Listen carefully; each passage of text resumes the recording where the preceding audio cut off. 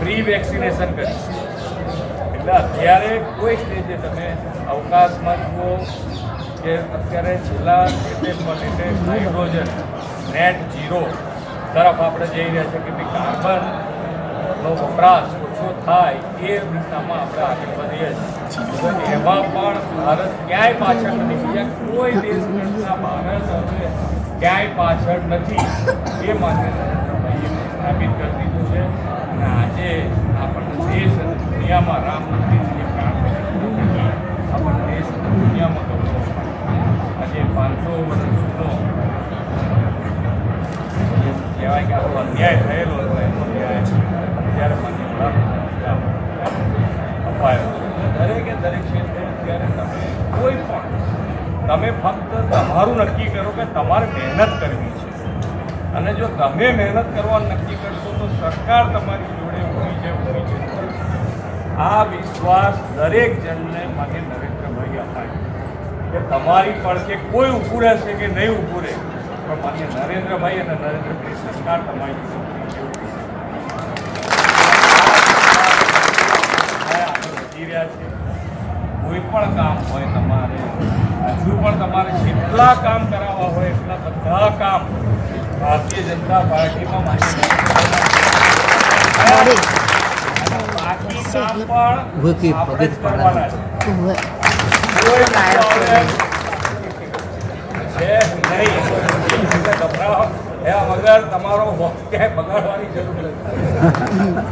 એટલે તમે તારે નિશ્ચિંત થઈ અને કામ થયા છે. તમે તમે તમારે અહીંયા ઘણા બધા વડીલો બેઠા છે. કેવી પરિસ્થિતિમાં જીવતા હતા, કેવી પરિસ્થિતિમાં અત્યારે જીવતા થયા છે. બધા ડિફરન્સ તમે પોતાના ઘર બેઠા તમારા દાદા તમારા વડીલો જોડે સાંભળશો તો તમને ખ્યાલ આવે. ઘણી વખત આપણને 25 વર્ષ થયા હોય ને તો આપણને ખબર જ ના પડે કે કેવી પરિસ્થિતિ હતી, કેવા ઝઘડા હતા. અહીંયાથી અમદાવાદ ખરીદી કરવા જાઓ અને ખરીદી કરવા ગયા હોય તો એમ થાય કે ક્યાંક તોફાન થયું હશે તો આની સવાલો ક્યાં પાછી ટેન્શન ને છે. હવે તમને નિશ્ચિત કે ભાઈ ક્યાંય જાઓ કોઈ તકલીફ નહીં પડે. આ સુરક્ષાની દ્રષ્ટિએ જુઓ દેશમાં આવી પરિસ્થિતિ કોઈ અડપલા કરતા બધા બંધ થઈ ગયા. આજે આપણા વિદ્યાર્થીઓ યુક્રેન યુદ્ધમાં ફસાયા હતા તો પણ એક ફોન થકી બે દેશ શાંતિથી બેઠા આપણા છોકરાઓ બહાર નીકળી જાય એક એટલી મોટી ગૌરવની વાત છે. અમે ફોનથી બે દેશના ટુકડો બની જાય. હવે આ નેતૃત્વ આપણને મળ્યું હોય તો આપણે ક્યાં હવે ક્યાંય શીખવા જવાનું છે ક્યાંય શીખવા નહીં. આપણી પાસે આપણે બધાએ અમારે કંઈ પણ કહેવું હોય તો અમે બેઠા છીએ સાંભળીશું તમને બી પણ ખૂબ સારી રીતે દરેક આમાં ઝઘડા કેવા હોય આપણા કે ભાઈ કકરાટ ક્યાં હોય મારો તમારો કોઈ જોડે બેઠા હોય અમારો તો કકરાટ ના હોય તમારો પણ આમાં કે આપણે તમે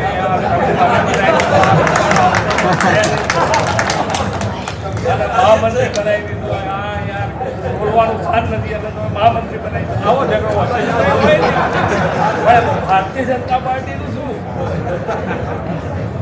નાનો મોટો આવો જ હોય શું હોય પણ એ કકરાટમાં હવે જે પ્રમાણે દેશ આગળ વધી દેશની નજર આપવા પડે ત્યારે આવા નાના મોટા ઝઘડા આપણે કહીએ કે ચાલતા રહેવાના.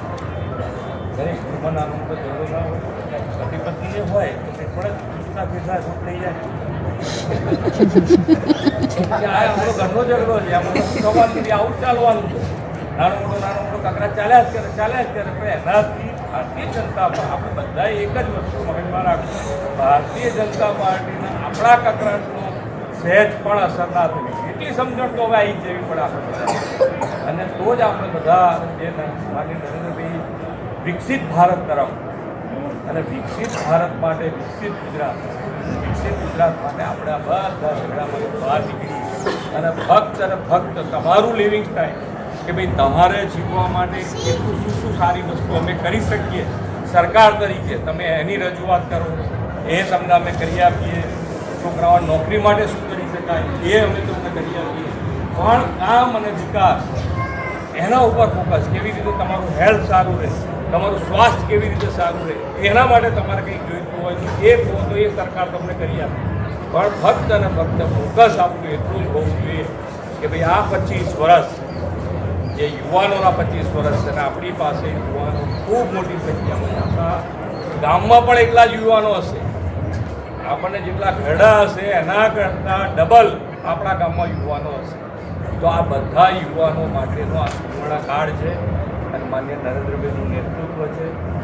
તો આપણે બધા જ સાથે મળી અને આ વિકસિત ભારત આપણું જે અમૃતકાળ છે એ અમૃતકાળમાં આપણે સાથે મળી અને ખૂબ સારી રીતે બધા આગળ વધીએ. એ જયપ્રભા, ભારત માતા કી જય, વંદે માતરમ, જય જય.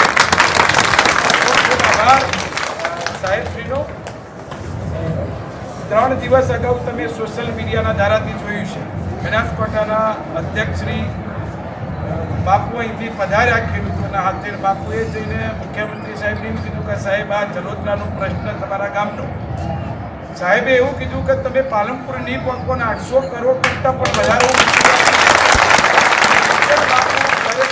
મહેસાણા પણ નતા ટેલિફોન કર્યો કે સોશિયલ મીડિયામાં આપવા માન્ય મુખ્યમંત્રીશ્રીએ પૈસા મંજૂર કરે આ ગામના. એટલે સાહેબ વડગામ વિધાનસભામાં 40 ગામ કીર્તિસિંહ બાપુએ 3 મહામંત્રીઓના કહેવાથી, અશોકભાઈના કહેવાથી આ વખતે એવો નિર્ધાર નિર્ણય કર્યો છે કે 40 ગામમાં જો 4000થી વધારે મત છે